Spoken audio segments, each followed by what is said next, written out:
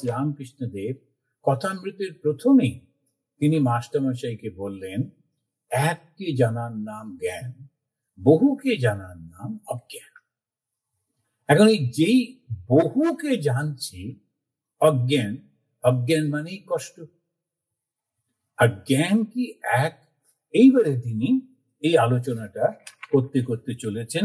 করতে করতে তিনি গিয়ে বলছেন, চার ভাইকে জানতে চেয়েছিল তারা, মনটা বিষয়ে যায় আর বিষয় মনের সঙ্গে যুক্ত হয়, তাদের আলাদা কি করে করব? এই বিষয়টা কি? বিষয় হচ্ছে রূপ, রস, শব্দ, স্পর্শ আর গন্ধ, এই পাঁচটা বিষয়।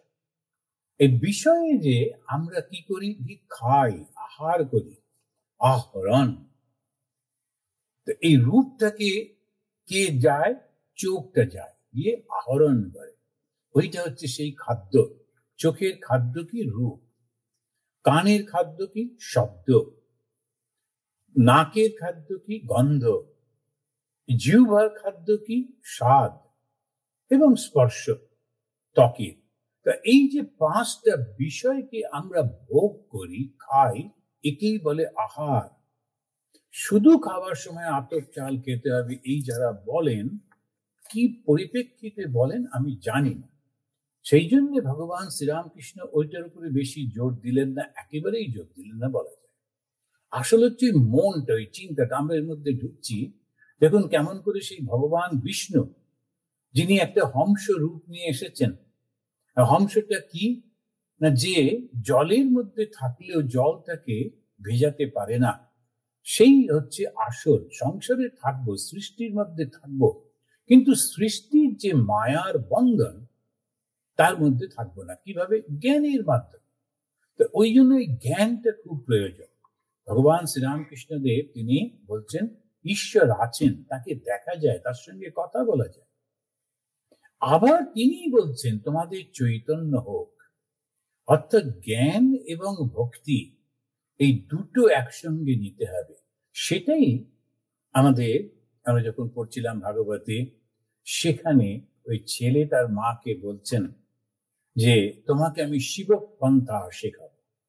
তো এবারে যখন ইন্ডিয়াতে গেছিলাম, তখন এইটার উপরে একটা রিট্রিট করেছিলাম।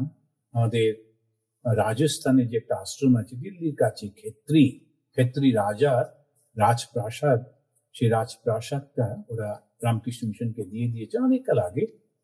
এখন ওইটাকে যিনি মহারাজ আছেন খুব কষ্ট করে, খুব সুন্দর করে একেবারে সেই আগেকার সেই রূপটা দিয়েছেন। তো এই ওখানে আমাদের একটা রিট্রিট হলো, অনেক ভক্তরা এসেছিলেন ওখানে, সুন্দর করে 3 দিন ধরে বা 2 দিন বোধহয় ধরে এটা হলো। সেটা হচ্ছে শিব পন্থা। তো এই শিব পন্থা, তো সেখানেতেই তিনি বলতে, কপিল দেব তিনি তার মাকে বলছেন, আমি তোমাকে একটা শ্রেষ্ঠ পথের কথা শেখাবো। সেই শ্রেষ্ঠ পথটা কি? জ্ঞান এবং ভক্তির মিশ্রণ। তাতে তুমি ঠিক ভাবে জানতে পারবে। শুধু জ্ঞান এটা শুকনের কোথে নিয়ে যায়, আর শুধু ভক্তি আবার ইমোশনাল করে অনেক সময় অন্ধ করে দেয়। সেজন্য এই শুধু ভক্তি অনেক সময় খুব ভয়ঙ্কর হয়ে ওঠে। আমারই এই ভগবানই একমাত্র ভগবান, আর কারুর কিছু নেই বলে সে ধর্মের নাম নিয়ে অনেক অন্যায় করে ফেলে, ওই ভুলের জন্য। ওই জন্য জ্ঞান এবং ভক্তি এই দুটোকে এক করা সেই যুগে বলছেন। আবার ভগবান শ্রীরামকৃষ্ণ বলছেন নারদীয় ভক্তি এই যুগের জন্য। নারদ কি বলছেন? ওই জ্ঞান ভক্তি একসঙ্গে, তার সঙ্গে কর্মটাও দিয়েছেন, দিয়ে তিনটেকে একসঙ্গে করে তিনি নারদ বলছেন এই যুগের জন্য এইটাই। শ্রীরামকৃষ্ণ দেব তাই বললেন, বর্তমান যুগের জন্য নারদীয় ভক্তি, জ্ঞান মিশ্রিত ভক্তি, তার সঙ্গে কর্ম করতে হবে। তো এই যে ভাবে যেটা আমরা দেখছি, এখানে আমরা দেখছি যে দ্বৈত ভাব থেকে কিরকম অদ্বৈত ভাবে তিনি নিয়ে যাচ্ছেন। তখন বলছেন যে প্রজাহা, ওরা যখন জিজ্ঞেস করলো যে আচ্ছা এইটা তো বড় মুশকিল, আমাদের যে মনটা সেটা বিষয়ে যাচ্ছে, আর বিষয়টা মনের মধ্যে এসে যাচ্ছে, তাহলে আমরা কি করব? এই বিষয় থেকে মনটা কি করে আলাদা করা যায় ইত্যাদি। ওইটা বলতে গিয়ে উনি বলছেন যে 25 নম্বর শ্লোকে 1113 অধ্যায় 11 স্কন্ধ 13 অধ্যায় 25 নম্বর শ্লোকে ভাগবতী বলছেন, এটাই আবার রয়েছে উদ্ধব গীতার। এই উদ্ধব গীতাটাই হচ্ছে শ্রীকৃষ্ণের অন্তিম বাণী। এরপরে তিনি শরীর ত্যাগ করছেন। গুণেষু আবিশতে চেতা গুণা চেতসি প্রজা। প্রজা মানে ছেলেরা। উনি ওদেরকে ওই 4টি যে তাদেরকে কুমার, তাদেরকে বলছেন যে প্রজা, শোনো যে গুণেষু আবিশতে চেতা। তো বিষয়, গুণ মানে হচ্ছে বিষয়, আবিশতে মানে প্রবেশ করে কি? চিত্ত বা মন। মনটা বিষয়ে প্রবেশ করে, আবার বিষয়টা মনের মধ্যে প্রবেশ করে। কিন্তু এই দুটোই হচ্ছে দেহের ব্যাপার। এই দুটোই দেহের সঙ্গে, চৈতন্যের সঙ্গে কোনো সম্পর্ক নেই। এবারে ভাগ করে দিচ্ছেন। আমাদের আছে কি? আমাদের আছে দেহ, মন আর আত্মা। এই তিনটে তো আছে। দেহটা রয়েছে, তার সঙ্গে একটা মন রয়েছে, তারপরে আত্মাটা রয়েছে। এই তিনটেকে নিয়ে হচ্ছে জীব। তো দেহটা কি? জড় বস্তু। যখন এই দেহ থেকে মনটা বা আত্মাটা বা প্রাণটা চলে যায়, তখন এই দেহটা হিন্দুরা পুড়িয়ে দেয়, অন্যরা মাটির মধ্যে দিয়ে দেয়, যাই করুক না কেন, দেহটার কোনো আর কাজ থাকে না। এই দেহটা যদি আমি কোমাতে চলে যাই, তখন যত ইঞ্জেকশনই দিক না কেন, সেই মানুষটার কোনো হুঁশ থাকে না, বুঝতেও পারে না। কিন্তু যখন ওই মনটা যুক্ত হয়ে থাকে, প্রাণটা থাকে, তখন ছুঁচ ফোটাতে গেলেই সে তার কষ্ট হয় এবং ইত্যাদি। এই যে কথাগুলো বলা হচ্ছে, এটা কি না বুদ্ধির উপর যে চৈতন্যের রিফ্লেকশন হচ্ছে, এবং সেটাই আমাদের অহংকারের সৃষ্টি করছে। তো যারা এই হিন্দু ধর্মটা জানতে চাইছেন, তাদেরকে এটা বুঝতে হবে যে আমরা হিন্দুরা দেহ, মন, বুদ্ধি, চৈতন্য, এরকম ভাবে আমাদের এই জিনিসটাকে বুঝতে হবে। দেহটা অবশ্যই আছে, আর দেহটার মধ্যে ইন্দ্রিয়গুলো রয়েছে। ইন্দ্রিয়গুলো পরিচালনা কি করে করে? মন থেকে করে। আর মনটা কিভাবে সচল হয়? বুদ্ধি দিয়ে। আর বুদ্ধিটা কিভাবে কাজ করে? ওই যে পরম চৈতন্য, সেই চৈতন্য ওই বুদ্ধির ওপরে রিফ্লেক্ট করে। সত্যি সত্যি না, তাতেই এত অহংকার, এত হই হই, যুদ্ধ বিগ্রহ, পরপর একটা first world war, second world war হয়ে গেল, এবং কয়েকজন ভাবছেন আচ্ছা আমরা চলে যাওয়ার আগে ইতিহাসে একটু নামটা লিখে দিয়ে যাই, থার্ড ওয়ার্ল্ড ওয়ারটা লাগিয়ে দিয়ে যাই, দেখি কি দাঁড়ায়। এসব করছেন টচ্ছেন। কিন্তু এই সমস্ত যে অহংকার গুলো চলছে, এই অহংকারটা খুব অদ্ভুত ব্যাপার।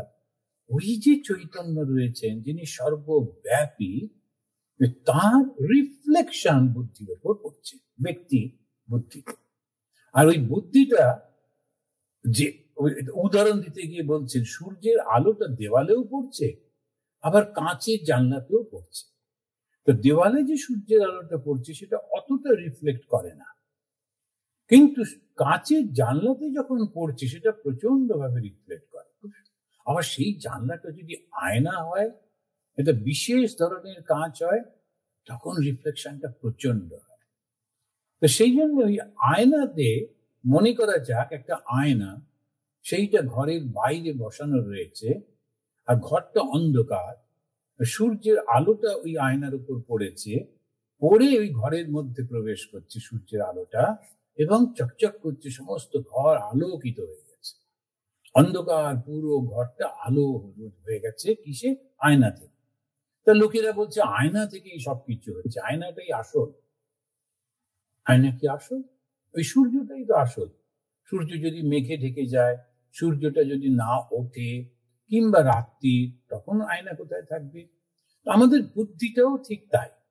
এই বুদ্ধিটা হচ্ছে চকচকে একটা আয়নার মতো, যার উপরে সেই পরমাত্মার রিফ্লেকশনটা হচ্ছে, আর সেই রিফ্লেকশনে আমাদের মনটা অ্যাক্টিভ হচ্ছে। অর্থাৎ অন্ধকার ঘরের মধ্যে যেমন আলো, তেমনি মনের মধ্যে। এবারে মন ইন্দ্রিয়গুলোকে বলছে, যাও তো দেখে এসোটা কি হচ্ছে, কি ওটা নিয়ে এসো। তারপরে গন্ধ শুকে বললো, ও এটা খুব সুন্দর মিষ্টি গন্ধ, এটা কিনে ফেলো। তারপরে এইটা করো, এটা খাও, এটা ছো, এই সমস্ত করে যাচ্ছে। আর এই 5টা ইন্দ্রিয় তারা সমস্ত কাজ করে চলেছে। আমরা মনে করছি চোখ দেখছে, তা কিন্তু না। সেই জন্য একটা উপনিষদে ওখানেতে বলছে, একজন ছাত্র এসে মাস্টারমশাইকে জিজ্ঞেস করছেন যে কেনে সিতম পততি মনহা কেনা প্রাণ প্রথমপ্যৈতি যুক্ত কেনে সিতম বাচমিবম বদন্তি চক্ষু শ্রোত্রম পয়োদেব ইউনক্তি। এটা তো মহা মুশকিল স্যার, যে আমার মনটা যেন মনে হচ্ছে কেউ অন্য কেউ পরিচালনা করছে। আমি যেটা ভাবতে চাইছি সেটা ভাবতে পারছি না, ও অন্য কিছু ভাবছে। ওই মেডিটেশনের সময় যারা চেষ্টা করেন ওরা জানেন, যখনই মেডিটেশনে বসি তখন অন্য চিন্তা আসে এবং কিছুতেই যেটা ভাবতে চাই ভাবতে পারি না, অন্য কিছু ভাবতে থাকি। তা এইটা কারণটা, এটা আশ্চর্য ব্যাপার। আমার মন আমাকে কেউ মানছেই না, এটা তো বড় মুশকিল হলো। তখন উনি বলছেন আসলে কি জানো, এর পেছনে আর একটা মন আছে। শ্রোত্রস্য শ্রোত্রম মনসব মনোয়ত বাচো বাচম সয়ু প্রাণস্য প্রাণঃ। তাই এরকম করে করে করে সে উপনিষদে বলে যাচ্ছেন যে প্রত্যেকটার পেছনে আর কি, সেই পেছনটা ওই সূর্যটা, ওই সূর্যের আলো আয়নার উপরে পড়েছে, আয়না থেকে ঘরের মধ্যে ঢুকছে। এখন আমরা মনে করছি আয়নাটাই আমাদের আলো দিচ্ছে, আমরা মনে করছি বুদ্ধি আমাদের সবকিছু করছে, মনটা সবকিছু করছে, তা কিন্তু না। ওই আয়নাটা যেন বুদ্ধি বা মনের মতো, আর ওর উপরে যে সূর্যের আলোটা পড়ছে ওইটা যতক্ষণ না আমরা খেয়াল করতে পারবো, বুদ্ধির উপরে চৈতন্যের ছায়া পড়েছে, চৈতন্য রিফ্লেক্ট করছে, এইটা যতক্ষণ বুঝতে না পারবো ততক্ষণ আমাদের ওই দ্বৈতের মধ্যে থাকতে হবে। আর দ্বৈতের মধ্যে থাকা মানে সুখ আর দুঃখ মধ্যে ঘুরতে হবে। এই জ্ঞানটা যদি বুঝতে পারি, তিনি বলছেন গুণেষু আবিশতে চেতঃ। গুণেষু মানে বিষয়, এই বিষয়ের মধ্যে আবিশতে প্রবেশ করছে কি না ওই মনটা বা চিত্ত, আবার এই চিত্তের মধ্যে প্রবেশ করছে গুণটা। তো এই জন্যে হে পুত্রগণ, এইটা বুঝবার চেষ্টা করো, এরা কিন্তু এই দুটোই হচ্ছে মন এবং ওই যে বিষয় দেখছো, এই দুটোই কিন্তু দেহের ব্যাপার, আত্মার না। আবার ওই উদাহরণটা মনে করার চেষ্টা করতে হবে। ওই যে সূর্যের আলোটা আয়নার উপরে পড়েছে এবং সেইটা যখন ঘরের মধ্যে যাচ্ছে, ওইটা কিন্তু সম্পূর্ণ ঘরের মধ্যে যেসব চলছে রিফ্লেকশনের ব্যাপারটা হচ্ছে। ওই যে চৈতন্য যেটা উপর থেকে এসে পড়ছে বা সূর্যের আলো, যেটা উদাহরণ হিসেবে সূর্যের আলোটা, সেটার সঙ্গে কিন্তু এর কোনো সম্পর্ক নেই। এইটা শুধু বুঝে ফেল, এটা বুঝে ফেললে আর কোনো অসুবিধা হবে। এটা হচ্ছে বিচার করা। ওম শান্তি শান্তি শান্তি হরি ওম তৎসৎ।